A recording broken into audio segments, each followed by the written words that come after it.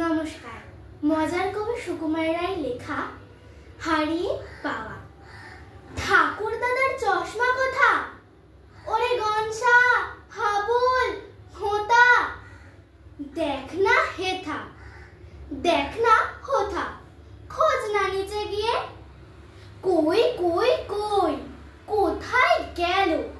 Table টানো, disco ঠেলো, ঘর দোর সব উল্টে ফেলো, খোঁচাও লাঠি দিয়ে।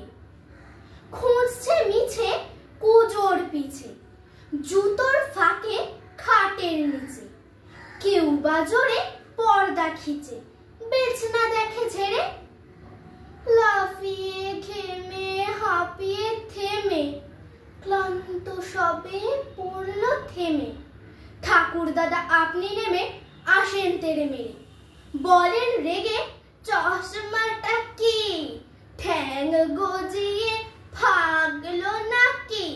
খোঁজার নামে কেবল ফাঁকে দেখছি আমি এসে, যেমন বলা দারুণ রোষে, কপাল থেকে অমনি খসে, চশমা পরে তক্ত বসে, সবাই ওঠে হেসে। নমস্কার।